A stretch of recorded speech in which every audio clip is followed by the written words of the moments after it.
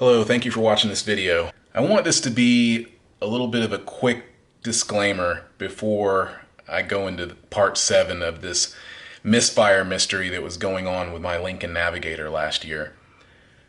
I need you guys to understand one thing, and I'm sure you can all relate to this if you have owned a car that challenged you, that didn't work right for you.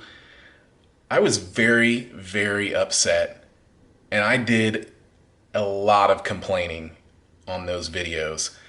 And so much complaining that I was actually hesitant to post this video and the rest of this series because I was angry. I was so angry at several moments during these videos. I swore off Ford Lincoln forever, vowed never to use their vehicles again. Just now finishing up the editing, so that's another thing I need you to understand is I can't put everything in part 7.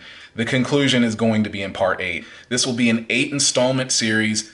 Part 8 will finish it up, but like I said, and I say this in all the videos, you have to understand what I went through. You have to see everything that I did to the vehicle myself with the small so-called expert mechanics.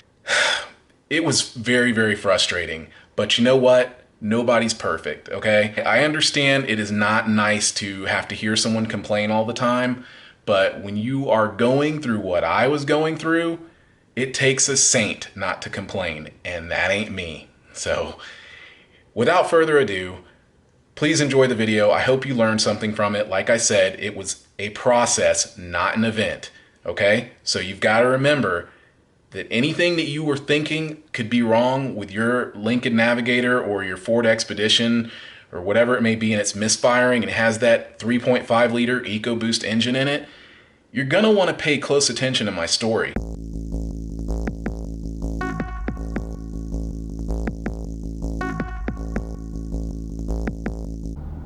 So this is what you get when you go to Wrights Car Care, which should be Wrong's Car Care. Well, just as I expected, those bozos wasted my time. And I'm just as much of a bozo as they are because I went against my gut instinct and brought that vehicle back to them, this vehicle, for a 4th time. Never do that. Learn from my stupidity. Never, ever pay someone before the job is done. If they don't get the job done, then you're not out of any money. And they cannot hold your vehicle hostage because you have an agreement. It's $125 for a diagnosis, and that's it. These guys failed miserably. And by me bringing it back, all I did was give them the opportunity to take parts off the vehicle and return those parts to the wholesaler, and they're going to get money back out of it. You know, the only thing I can even take any comfort in is I know for a fact that they spent, you know, at least a dozen man hours trying to figure out what was wrong with this vehicle. That's the only thing I got out of it. That and an oil change. So I paid $585 for an oil change, and for someone to tell me exactly what my blue driver was telling me anyway.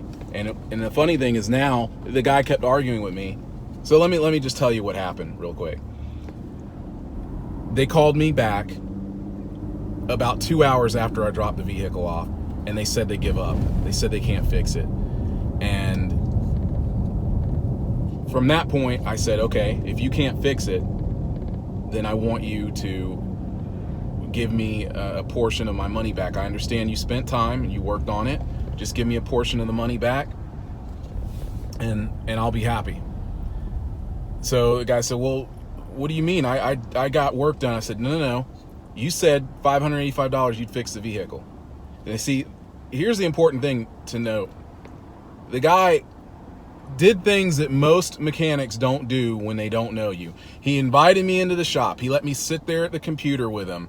You know, I was under the hood with these guys, like looking at everything they were doing. I was basically looking over their shoulder as they did the work. And I felt that warranted me giving them the money up front. But I was wrong. That was a big mistake. I should not have done that. and I will never do that again. As a matter of fact, I will go further and say that from now on, when I have some weird issue with this vehicle, I'm going to take it to the dealer, because the dealer knows the cars that they sell. They just know them. When these guys don't. This guy over at Wrights Car Care didn't even know how to open the hood once I popped it. It took him a while to find the lever to lift the hood. And right then I should have run. That was when I should have just like said, you know what? Never mind. I got to get out of here. You guys sold yourselves as Lincoln specialists. You are not Lincoln specialists. You are Lincoln frauds. That's what you are. And as for that owner, David, I hope this guy sees this video. If I can talk one person out of using that shop, then this video is all but worth it. Because I'm going to tell you right now that I've checked the reviews, I've seen that a lot of people don't like that guy. And I totally understand why now. He is a total and complete prick. And that's not what I really want to say, but I'm leaving it like this because I want to post this video and I don't want it to be throttled in any way, or not, throttle's not the right word. I don't want this video to be held back.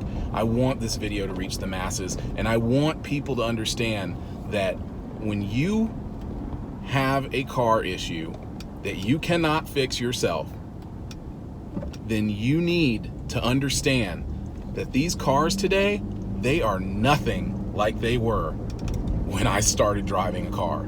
You know, it's an IT job now.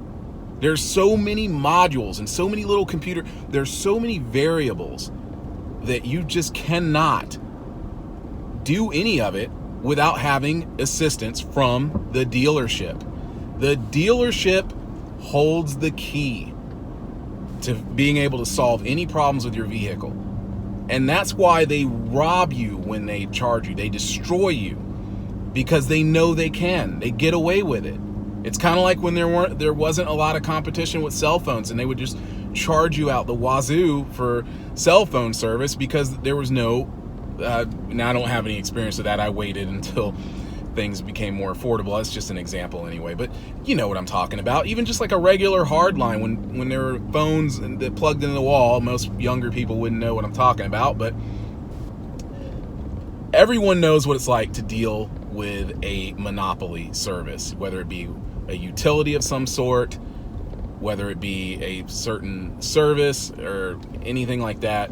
Everyone knows what it's like, and the dealerships know more than anyone. They have special codes. They have the Da Vinci Code that can solve what's going on with this car. They know the moment I pull it into the bay what's wrong with it, and they want to milk you. And they were trying to milk me for $1,200 for a job that cost me $350 in parts. So there you have it.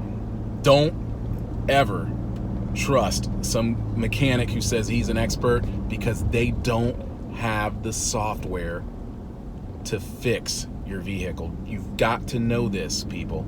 Trust me. I know cars inside and out. I have done everything that you can think of with a car. And personally, I don't care to deal with it anymore. I just, when I have a hassle, I want to take it in and get it sorted out. But when I take a vehicle in and someone says, hey, you need a new set of spark plugs, and your number 4 ignition coil is bad, and you need a turbo pressure sensor, and it's going to be $1,200. I'm sorry, but I'm going to be like, then you need to give me my vehicle back, and I'm going to fix it all myself, because I can save myself, you know, $900 right now, and I'm going to do it. Close to 900. So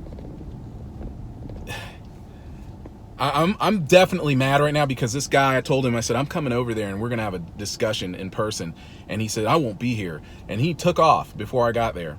And it's a good thing he did, because I think it would have gotten really ugly. Seriously, this guy, he deserves to be punished.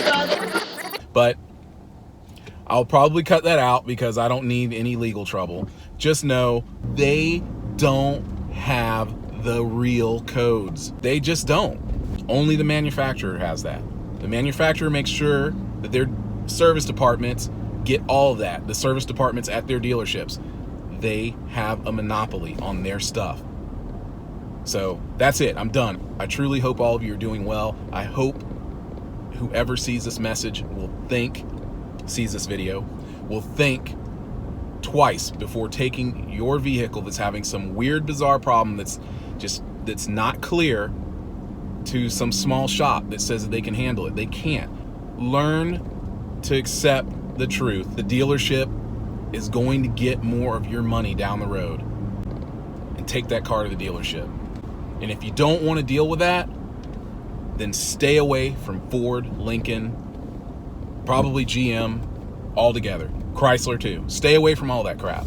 Really, I'm serious.